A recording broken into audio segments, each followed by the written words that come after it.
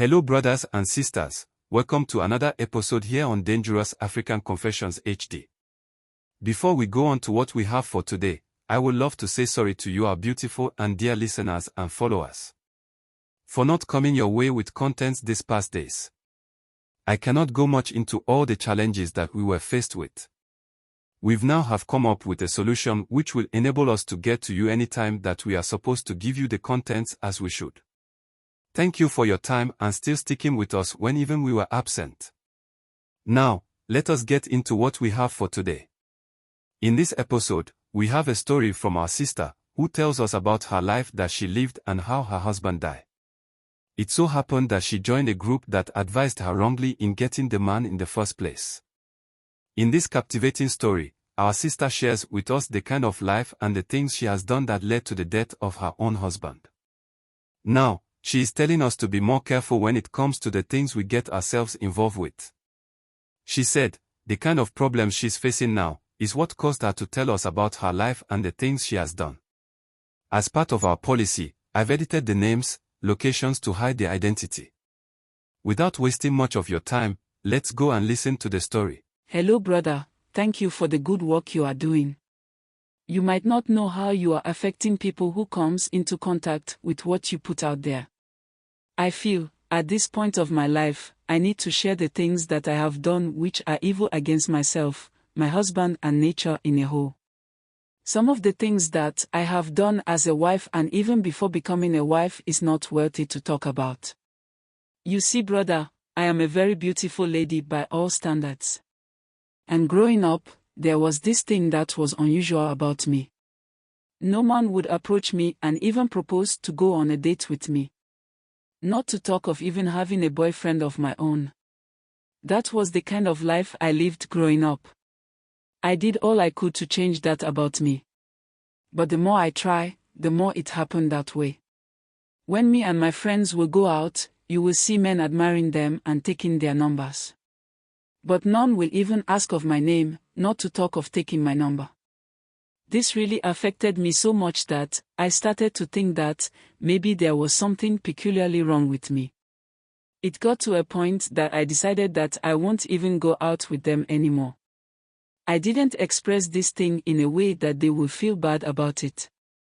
Anytime they will ask us to go out, I will always come up with an excuse to exempt myself from it.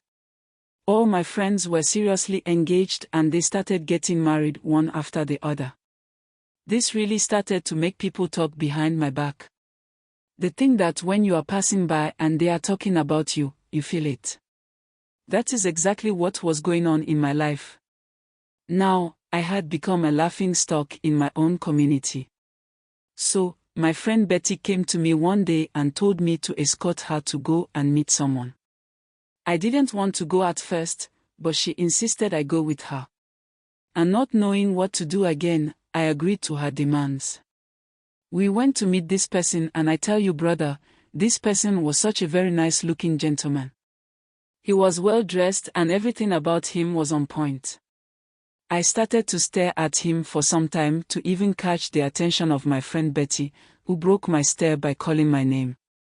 She introduced the guy to me as the person who she wants to settle down with. And she really wanted me to meet him. Since she sees me like a sister. She didn't want to do anything behind my back. Right from there, I started envying my friend. Someone who we've been together way back since childhood. Because of a man, I was getting jealous and envious of her. How this guy had managed to sweep me off my feet is something I can never in my life and even next life explain.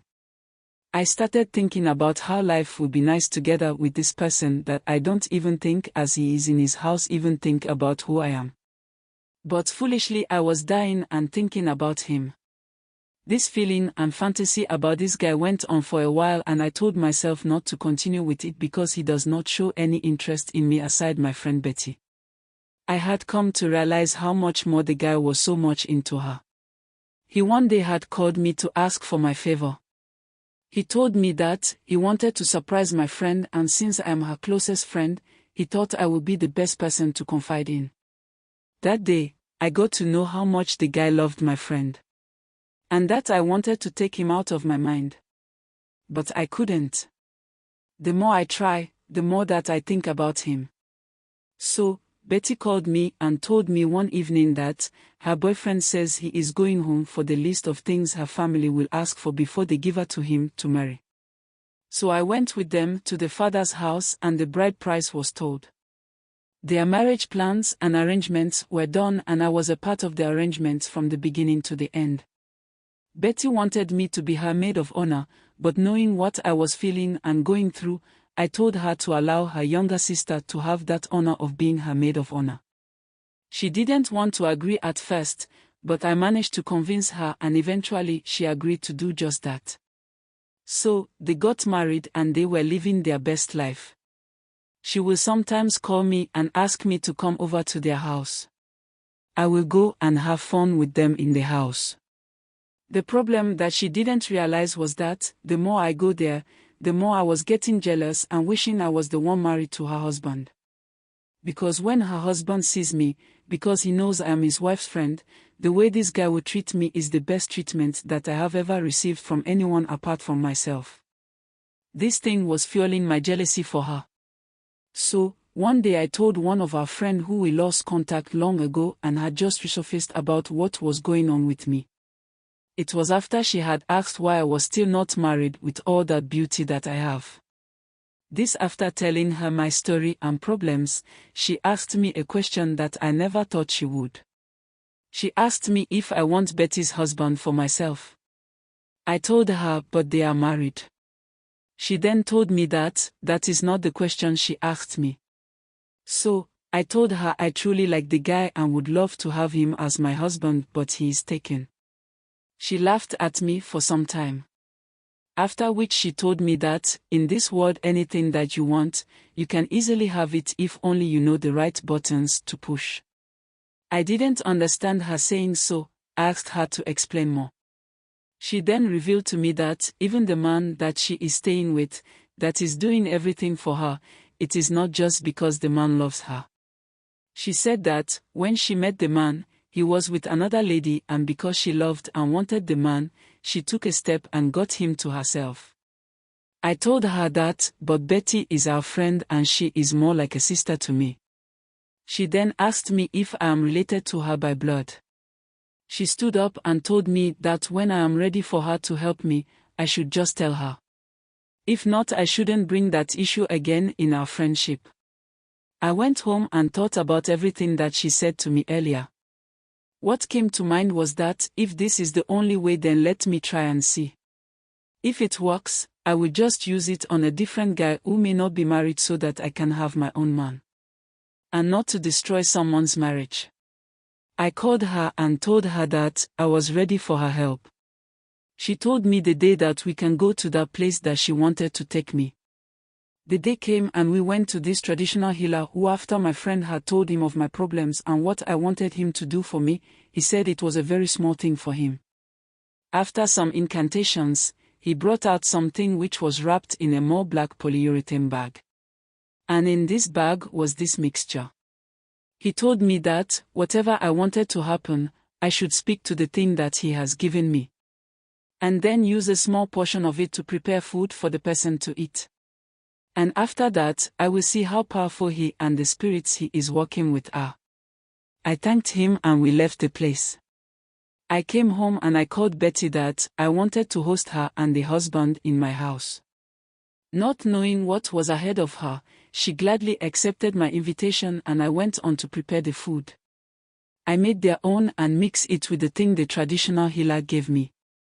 At first what I did was that I mixed their food separately with the portion. So, what I said to the guy's own was different from what I said to my friend's own. With her own, I said the man should see her as someone he has never actually wanted to see in his life and push her away from him. And with the man, I ordered him to come into my life and love me more than any other thing in his life. So after eating, we watched some movies and they went home. That was the beginning of Betty's problems and the beginning of my happiness. Everything worked like magic. I was there about 3 days. When they left my house, the guy called me and was asking how I was doing and everything that a guy will ask a lady when he sees her first. It was as if he has now seen me. So I asked where he got my number from, and he said that he had actually took it from Betty's phone without telling her. We started talking, and I realized that the more we talked day in day out, the more he wanted to come over to my place. So I allowed him to come over to my place and I prepared something nice for us to eat. After finishing eating the food, he held me close to him and looked me straight into my eyes, and the next thing I knew, we were in my bedroom and all my fantasies were manifesting.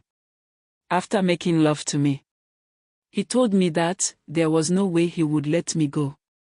He said that he will always come over when there is time for us to enjoy the moment. This went on for a while. It got to a time that his attitude and behavior towards Betty started to change. And Betty confided in me that her husband normally does not eat her food again. And even in the bedroom, he doesn't want to come close to her anymore. Whenever she will make an attempt to start something, her husband will say that he is tired. At first she felt it was normal, but she felt it was getting out of hand. I promised her that everything will be well and asked her to give me her husband's number so I can call him and have a chat with him. I did that so she will not know that I have her husband's number. I promised her to do everything that I can to make sure it all resolved peacefully. Even that day, he passed by my place for us to make love before he went to his house. This went on for a while and I was beginning to feel that things needed to be more serious. If he really wanted to leave his wife, he should. I told my other friend who took me to the traditional healer about the success of our trip and told her that, this time, I wanted our friend Betty out of the way, so that I can have the guy all to myself. She took me to the man again, and when I told the man what I wanted to happen, he said that he cannot kill anyone, but then, he can help me have the man to marry me. But there will be a problem. He said that there will be some consequences going forward in life with the man. I didn't want to hear anything about any problems this time. All I ever wanted was to have this man to myself and wasn't ready for any excuses. So I told the man to go ahead and work on it for me to have the man to marry me. Please kindly subscribe, share and like our videos. Kindly hit the notification bell so you will be the first to get notification to our videos when we upload. The continuation part will be uploaded at 10 p.m. Greenwich Mean Time today. Like I always say, these are not just stories for story's sake. They are meant for us not to make these mistakes our brothers and sisters are making. That's why we share these stories with you. Let us please be vigilant of some of these people parading around us as our friends.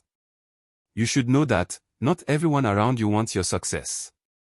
And not everyone is happy or will be happy for you when you win in life. So, let us all learn to know and study the heart of the people around us. Because if you truly want to know someone's heart, you can surely know. Even though he or she might hide a lot of things from you, but if you learn to see with your mind and not your eyes, I can promise you that you will always get to know the hidden motives of the people you call friends. These friends, they are everywhere, from schools, home, churches and our workplaces. So don't say that this person cannot do anything to harm me because I've known him or her for so long.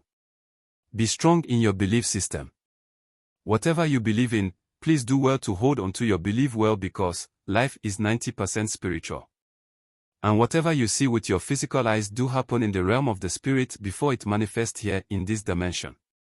I pray that we learn from some of these stories and live a better life. If not for anything at all, it pays to live a decent and better life.